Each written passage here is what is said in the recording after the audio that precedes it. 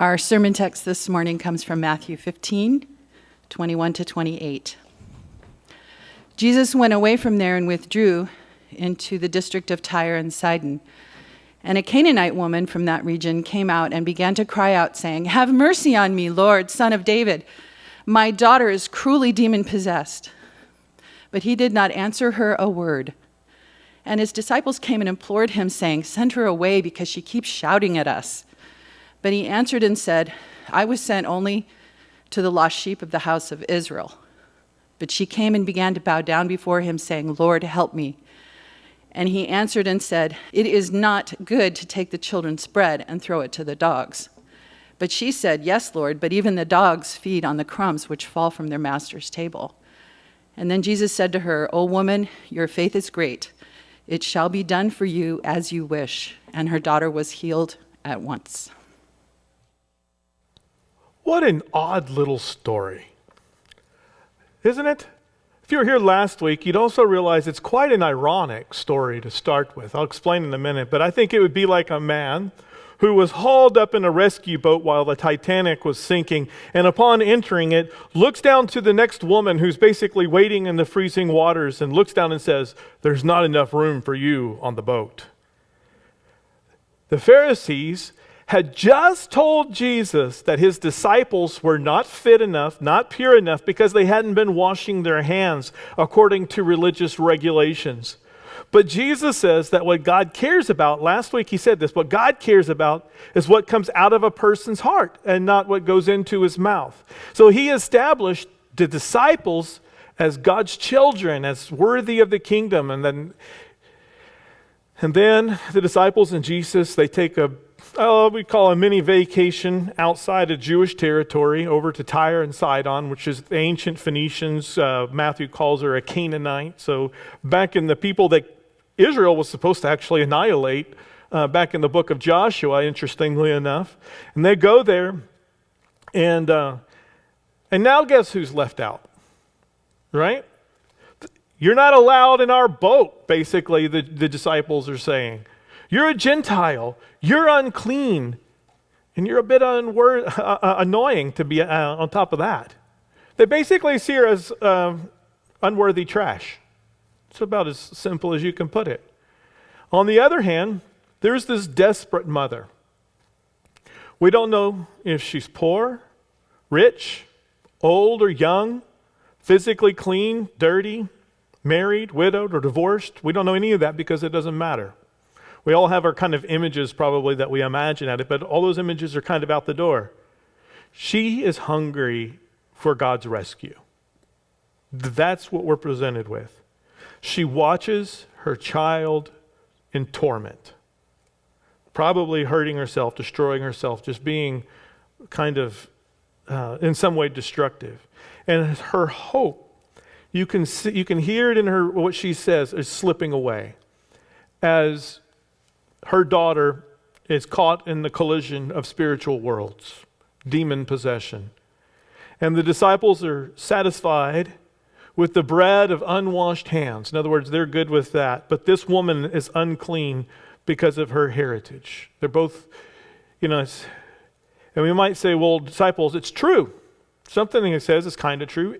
Israel, the disciples, are the chosen ones of God. But the question here is, chosen for what? For power? For prestige? For getting what they want out of life? Or for healing? And for changing the world? Jesus teaches the disciples and us some very important lessons of what it means to follow Jesus and to be his people. So first of all, I want to talk about two aspects of what we see going on here. First of all, entitlement keeps us from the love of Jesus. Entitlement keeps us from the love of Jesus. There's one thing we can learn from this text. There's a lot to learn from this text, but I think this is a really critical one. Here's what a lot of us like and some of us hate. Jesus offends everyone. He just goes around. He's offending everybody. If you look back in the last section in verse 12 of chapter 15, the disciples come to him and he says, "You know what? You really offended the Pharisees." And he's like, "Okay, that's kind of what I do." Right? The truth is kind of offensive. And then you read here, but kind of obvious, that he's condescending, he's insulting, he's offending this woman. We're going to talk about why in a minute. But he calls her a dog. But how Jesus offends the disciples, I mean, it's kind of obvious he offends her, but how he offends the disciples, I think, is a bit more tricky to grasp here. Here in Matthew's version, Jesus, I take it this way, Jesus is parroting or mimicking the talking points of the Pharisees and the disciples to the woman.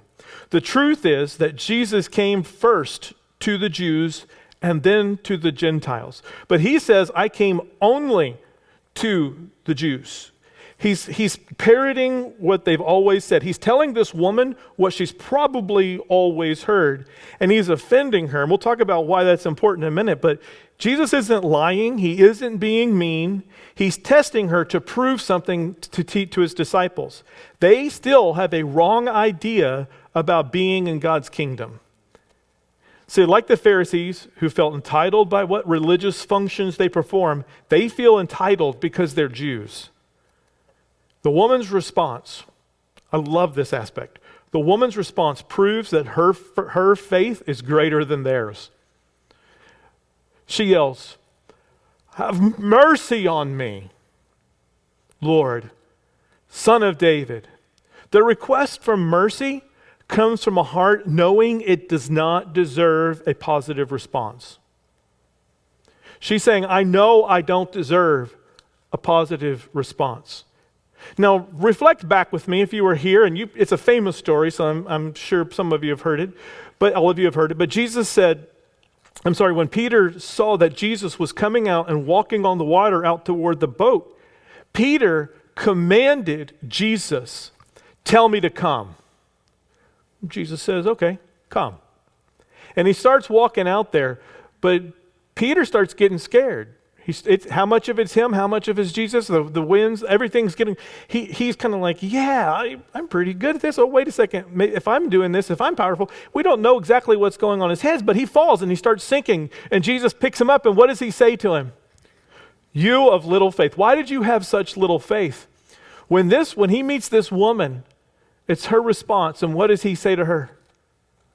"Oh, woman, yeah, you have great faith."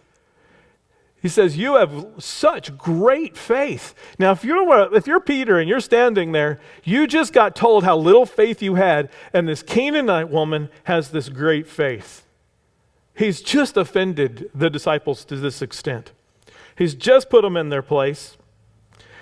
What he is saying is that his relationship with them is not about their background, it's not about their abilities, but based on undeserving mercy. That's the key to the kingdom. That's a key to unshakable life. You have to have faith beyond offense. You have to have faith beyond offense, and that includes you in the kingdom. Faith has to be greater than the offensiveness that you might get from Jesus when he says, actually, you're all sinners. Actually, I'm the only way, the truth, and the life. There's no one to come through me. You have to be able to get through the offense that God gives you for who you are, what you've done, to be able to say, "Have mercy on me, Lord. I need you." If you're entitled, you can't handle getting offended because you deserve compliments. You deserve to be included. You earned it. When we're entitled, God's silence, he's silent toward her, God's silent builds resentment. But she perseveres. The offense, no big thing. I know who I'm talking to. No big thing. I'm in desperate need. I know my unworthiness. And then she even accepts the role of a dog who needs a crumb. She agrees that she has no right to God's love and power. She's unworthy of his table. But her faith in Jesus' goodness and power and her love for her daughter pushes her beyond caring about being offended and proves that her faith is greater than the Pharisees and the disciples. She knows she doesn't deserve him, so she gets his best. There's a chick flick, one of Ashley's favorite, I think, Sabrina. There's one there's two versions of it. There's the old one, and then there's the Harrison Ford version in the 90s. And I'm going to talk about the Harrison Ford version. It's about a servant girl who has a big love affair with this rich man, played by Harrison Ford. And at the very end, Sabrina runs away to Paris, and Harrison Ford, the rich man, wants to find her, and he comes to her father wanting to know where she is. They're kind of riding together in this vehicle. And he's like, go ahead and tell me. Go ahead and say it.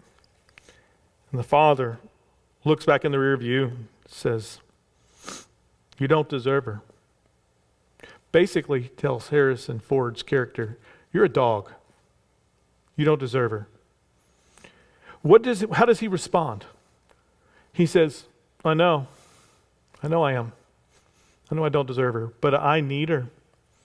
And I don't need anything, but I need her.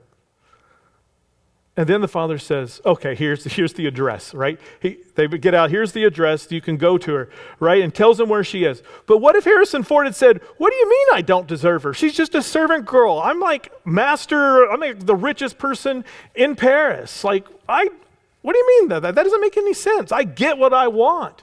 We would have what would we have done? We'd all be like, no, I'm not giving you the address, right? You really don't deserve her. She's fortunate. If he would have said something like, she's fortunate to have me, the father would have done and I would have done, I'd have thrown him off course, right? Give him the wrong address, you give him the wrong thing. Because common sense says that if he thinks he deserves her, he doesn't. Right? If he thinks he doesn't deserve her, he does. Until he finally realizes he doesn't deserve her, their relationship was never going to work. And it's the same idea with us and Jesus. The moment that when you think you deserve him, when you think you've earned your way to him, you don't understand how wonderful he is. You don't understand your need for him. You don't understand how deeply he is and wonderful he is, and you don't deserve him. But the moment that you realize, like this woman does, I don't deserve this. I don't deserve you, Lord, but I need your mercy. The moment his heart opens and he gives this, oh, woman, the sigh, oh, woman. And the grace just pours out of him. So many people believe God owes them heaven. I've talked about this many times when you do funerals or you do different kinds of things and you're walking about where you go, I'm going to heaven. Why? I was a good person, or I'm just exist. Like God would be evil to destroy anything else, to do any other thing. I just get good. I get God because I kind of live, just because I'm alive and breathing, and I'm not Hitler, It's kind of like, for a lot of people, I think Hitler's the only person in hell.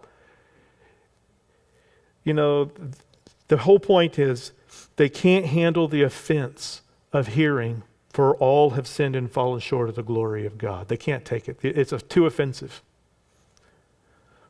They can't handle, Jesus is the only way to life. They can't handle, you know what? You can't make it on your own. When you pray, is it, have mercy on me, O Lord? Or is it, let me see if God really works. Right? Let me see if when I pray, God really does what I say. Let's see if it really works, stands firmly on the ground, is I'm good enough, is he? So when we pray and we're talking to the Lord, if we're finally saying, God, are you going to do what I tell you to do? Are you going to work for me? We've already taken a superior position to him.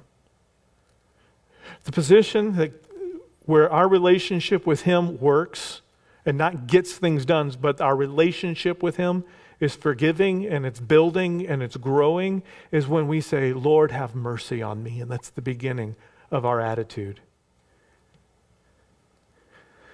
And then you realize that a crumb from God's table is a feast to us. Faith both humbles the self, as we talked about, and exalts the goodness of God. One can so emphasize humility, I think I've heard it done sometimes, that they begin to see God as a tyrant from whom we must beg. And the woman isn't begging to some tyrant. She doesn't think she's begging to some tyrant. She realizes that God is so full of plenty, so powerful and amazing that all she needs is a crumb. It is as though the rumor of the feeding of the 5,000 has kind of passed along to her, that's gotten to her, and it's gotten to her ears, and she just wants the smallest morsel because she knows of its multiplying powers in her life. Begging because you think God has a supply problem or a generosity problem leads to the same brokenness as entitlement. If you have a heart that says God's this tyrant who I have to beg everything out of, there's a reason that history is full of beggars' revolts.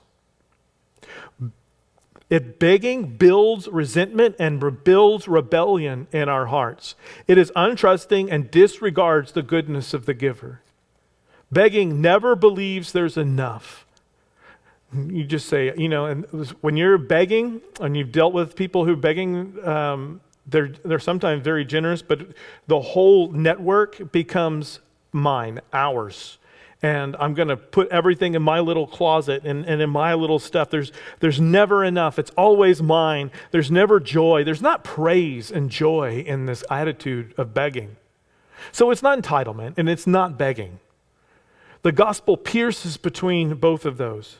See, here, her response implies that she knows that God has more love, more power, more mercy, more forgiveness than Israel can consume or want.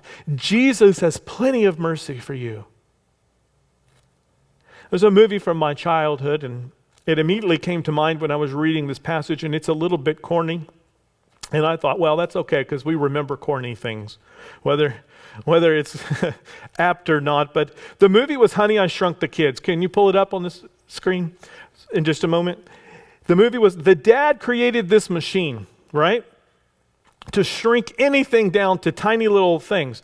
And so the kids accidentally got in front of it and got shrunk way down to like the size smaller than an ant. And they end up in the very front yard, and they're in the front yard, and they're trying to make their way home. And they're starving when someone drops an oatmeal cream cookie. I used to eat these when I was a kid. You can see a picture of it up there. It's just a normal cookie. But because they made themselves small, because they're tiny, that little crumb is the size of a house to them. Right? In fact, that's one of the things they say. Wow, it's the size of a house. They imagine they could eat on this little cookie for the rest of their lives. The woman's humility has made her small to see the vastness of a single crumb from God's table. It's a feast for life. Are you willing to take the crumbs? Are you looking for a God who is good from a position where you are low? The woman didn't just say, I'm a low down, good for nothing sinner. That's part of it, but that's not all that she says. She implies, your mercy is greater than my guilt. Your strength is stronger than my weakness. Your power to heal greater than our brokenness. Real repentance, coming into Jesus, can't come from entitlement or from begging. It comes from responding to a good and plentiful God you want to fill your life. Where does the gospel fit in? I've said many times that Jesus pays for his miracles of power and forgiveness and more. For the dog to become a dog, for the dog to become a daughter at his table, or you might say for a son to become a son at his table, the son will have to become like a dog. For us to come, he's going to be cast away. We're talking about the cross. There's this deep sigh when he hears the woman's plea. Oh, woman, what great faith. He'll pay. He will pay, and he will free the woman.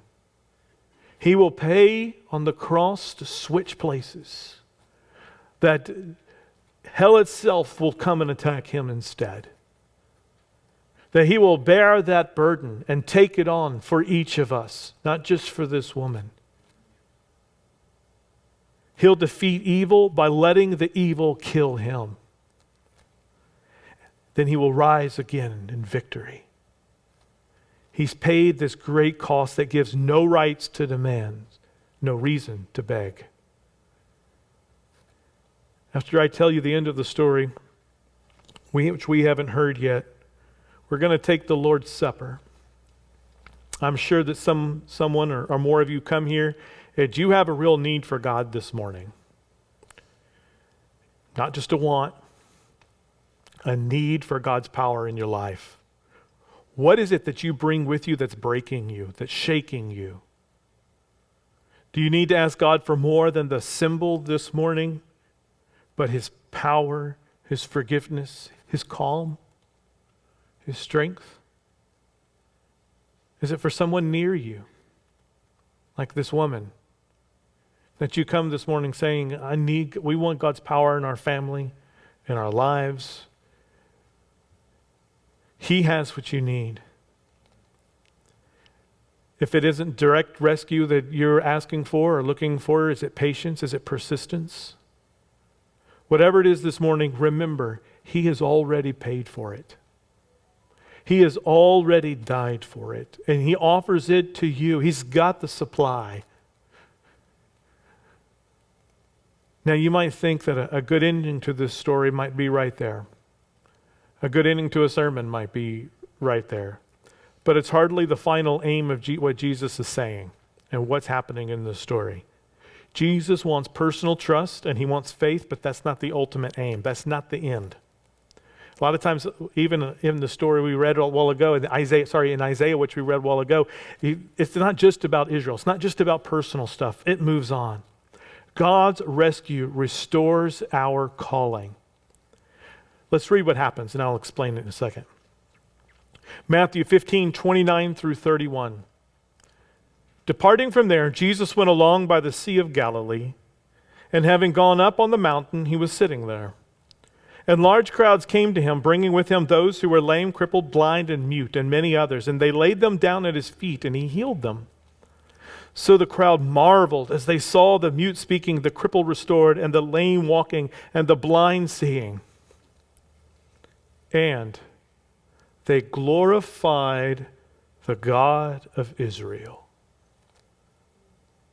We know from Mark that this story, that this little section I read, and the next section, which is the feeding of the 4,000, includes many Gentiles. It happens in Gentile territory. Now mark this carefully because it is often missed. This story is about Israel's calling and Jesus' mission. I call it vocation, a calling from above.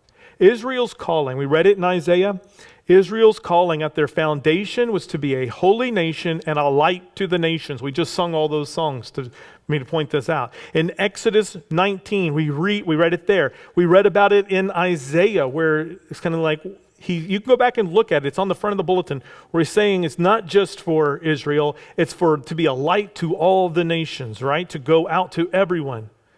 Entitlement or believing there isn't enough leads to failure in God's mission because it needs to keep it to itself. Here, Jesus explodes, and from this moment, this tiny crumb in Jesus explodes and goes to grace, flows to all these people.